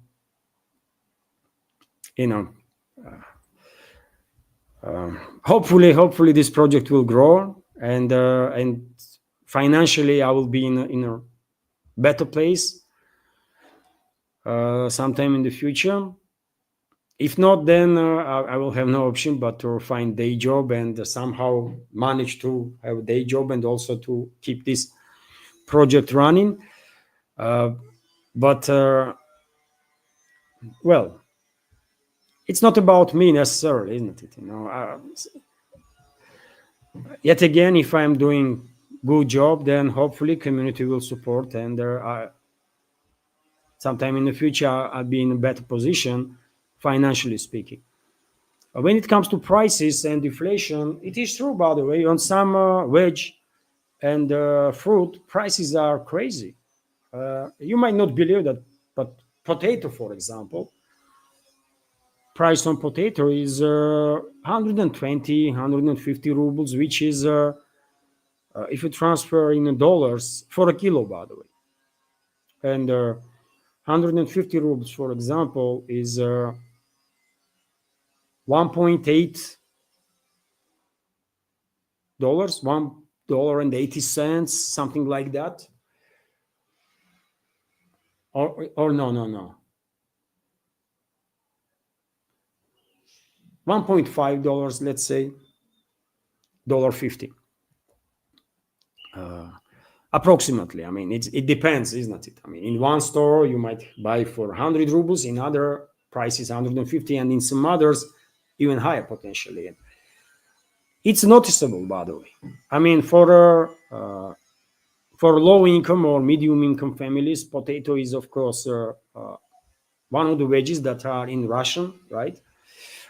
We buy potato quite often, so we notice this, and it is expensive. And I have no explanation, by the way, how this is even possible when there is a Belarus that harvests, I don't know, millions of tons of potatoes, and in Russia itself, I mean, it's a Russia, isn't it? For God's sake, millions of hectares of land is being used in agriculture, right?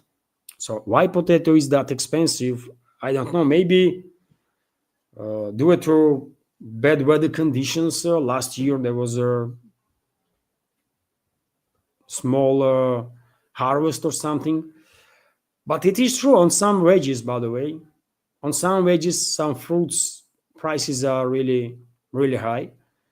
But in general, I mean, you know, to me, it's expensive, right? As I said, if I was financially in a better situation, maybe I would not mind that much. But I mean, to me, to our family, prices are quite high. But still, we can manage to deal with situation, isn't it? It's not like you cannot afford to buy, right? And I'm talking about some basics. I'm not talking about some French cheese, by the way.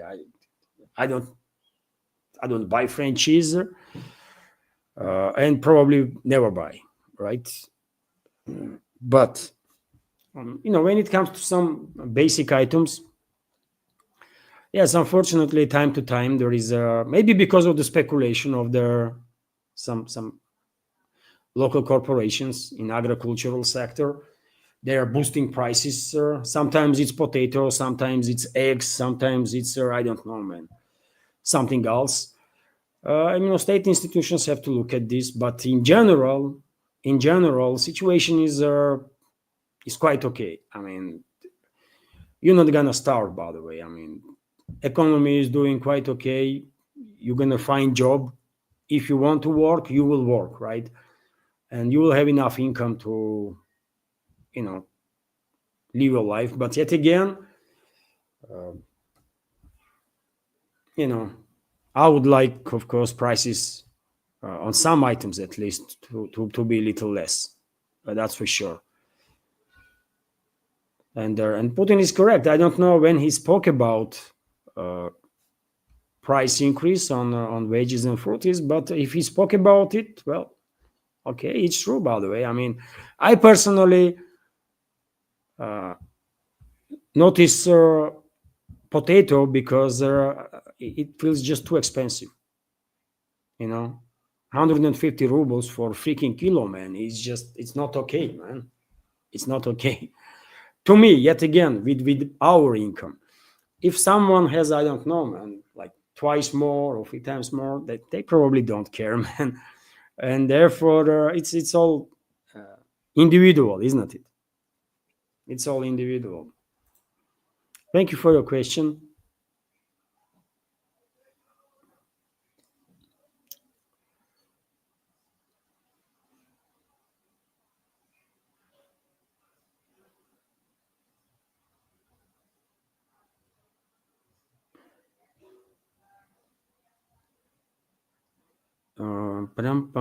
Dear friends, it's almost 2 hours. It's longer than 2 hours, dear friends. Now, I think I have to end. A few more questions, dear friends, and I will end if I may. It's more than 2 hours now. We are online. So, HB Fash is asking, Levan, are you familiar with the conference in Tbilisi that Alexander Mercouris went to up to today? No, I know that he is in Tbilisi, capital of Georgia, and I saw this morning his new update on his channel. And of course, dear friends, if you by chance are not familiar who Alexander Mercouris is, this is a well respected in alternative media expert, host of Duran Show, and his personal channel, Alexander Mercouris. That is the name of his channel. Links are on this video in the description box and in the pinned comment, dear friends. For Duran, for Alex Christophoros' channel, Alexander Mercouris' channel.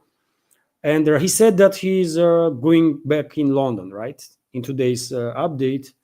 And he will share with us his experience. And hopefully experience is going to be good, nice. But when it comes to this forum itself, I don't know. I don't know what kind of forum is that. I was not invited, by the way. I'm a persona non grata in Georgia, I guess, still. Even though with current regime, I never had no conflict with the previous one, with Saakashvili's regime, yes, but not with these ones. But nevertheless, I have no idea what kind of forum that was, what they talk about. I guess some geopolitical stuff because Alexander Mercouris was invited, and many other experts, I guess. And I'm not an expert, difference. So I should also keep that in mind that I'm just a citizen journalist with some experience in journalism, right? But definitely not not an expert in anything at all, right? So we are in different leagues, me and Alexander Mercouris. But yes, he will tell us probably in upcoming updates what kind of forum was that, what was discussed, and his how he sees Tbilisi and Georgia. I'm 100% convinced hospitality was on a level, on high level. Most likely, he probably he did like old city. I used to live. I grew up in old Tbilisi, by the way. Right, so it's nice, and he would probably like that to walk around there, this old town, old and modern together there. And yes, hopefully his experience was absolutely positive. Let's see what he will tell us about it. But me personally, I don't know what kind of forum was that difference. Not familiar. Thank you for your question.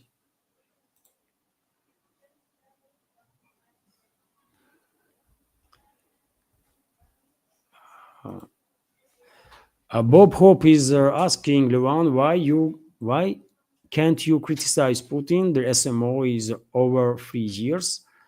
Who why can't I criticize Putin? By the way, I mean I have criticized him when I was disagree with his decisions, and I will criticize him when I will be disagree with his decision. But do I have to criticize him for no reason? Just because? I don't think so. But veterans of our community know perfectly well, by the way. I can criticize literally anybody. Literally anybody, by the way. If I have strong opinion that this decision or that decision is wrong, I will say so. But I'm not going to criticize people just because someone would like to hear something like that from me. I don't care who wants to hear what. I'm going to be real always, and if I have to say something, I will. If I don't, then I don't. It's simple as that, dear friends. It's all the Western narratives and Western this crazy propaganda that if you criticize for anything, Putin or anybody, by the way, defense ministry or whomever, you're gonna be killed or end up in jail or Siberia in warming up air. No, it's not like that. And my channel, by the way, is clear demonstration of that. And veterans of community probably already know this, but new ones, it will take some time, by the way, and you will realize that this propaganda that you've been given by Western so-called media is complete false. If you are objective, if your criticism is coming from good place, if you are not asset of the Western secret services or secret services of any other outside entity, right? If you are independent, if you are not endangering public safety and state safety, then you can do literally whatever you want. You can say whatever you want about whomever you want, and nothing gonna happen to you as long as you are a good human being, good citizen, and your actions, your criticism is coming from a good place. Feel free. That's how it works, by the way.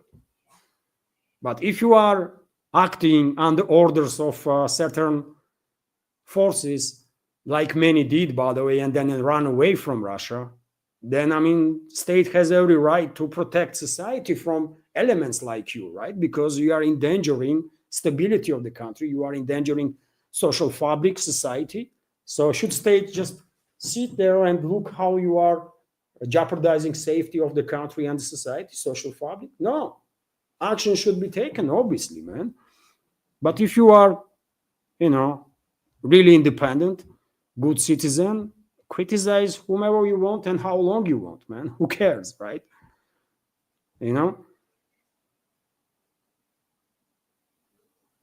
But in the West, people, Western propaganda, I'm afraid, brainwashed people so much there that they cannot imagine that independent channel may exist in Russia. They just would not be able to believe in that. But, you know,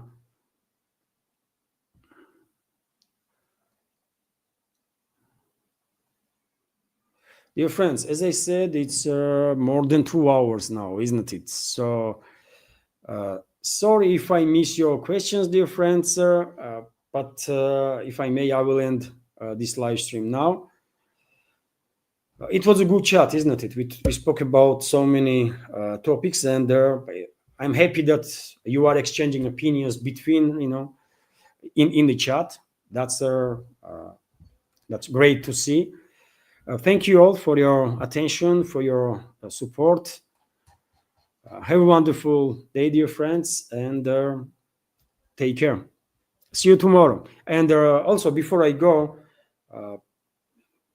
I saw a question in the beginning about timing.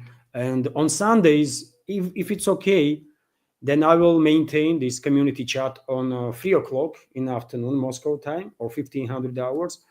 But on work days from Monday to Friday, first live stream, morning news program is at 11 o'clock Moscow time in the morning. And it will stay that way,